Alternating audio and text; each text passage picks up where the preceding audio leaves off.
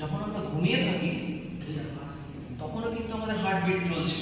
এই যে আমাদের পন্স, এটা মেডুলার, তো পন্স মেডুলার কিছু অংশ থেকে কিন্তু আমাদের হার্ট রেট ডিসাইডেড হয়। দেখতে কখনো টেনশন হলে এক্সামের আগে তখন হার্ট রেট বেড়ে যায়, সেটা হচ্ছে আমাদের কিন্তু ব্রেনের সাথে কানেক্টেড। অলদো আচ্ছা, আমাদের হার্টটা কি রকমের, নিউরোজেনিক না মায়োজেনিক? আমাদের এটা মায়োজেনিক, নিউরোজেনিক। তো ইনসেক্টের ক্ষেত্রে হার্টটা পুরোটাই ব্রেন থেকে কন্ট্রোল হয়। মানে ইনসেক্টের যদি ব্রেনটা কেটে দিতে হার্টটাও বন্ধ হয়ে যাবে। আমাদের কিন্তু হার্ট আর ব্রেন ডেথ একসাথে হয় না। মনে করো আমাদের ব্রেন ডেথ হলো, হতে পারে হার্টটা কিছু চলছে।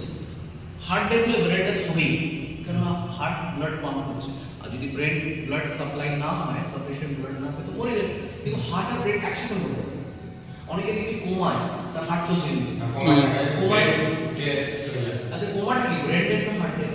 হার্ট ডেথ হয়, ব্রেন ডেথ হয়। হ্যাঁ, কোমাটা না, কোমাটাই পার্শিয়াল ব্রেন ডেড, কারণ হার্ট তো চলছে। কিন্তু সাময়িকভাবে হয়তো কারো 10 বছর হতে পারে, কিন্তু হার্ট ডেথ মানে ওটা পার্মানেন্ট ডেথ। হ্যাঁ ঠিক বুঝতে পেরেছি আমরা? হ্যাঁ হ্যাঁ, ট্রান্সপ্লান্ট হতে পারে, হার্ট ট্রান্সপ্লান্ট হয়, এটা জানি, দেবিসেটি করে জানি আমরা, কিন্তু ওটা উইদিন ফিউ আওয়ার্স এর মধ্যে হতে হবে। হার্ট যদি ব্লক হয়ে যায় উইদিন 6 আওয়ার্স এর মধ্যে ইনজেকশন দিতে হয়। আচ্ছা, এটা দরকার নেই। আচ্ছা, এইটুকু বললাম। আমি কি কি বললাম দেখ, গ্রাফটা এক্সপ্লেন করতে পারি, আর কিছু বলার দরকার নেই। এর কিছু এক্সপ্লেন করতে পারি।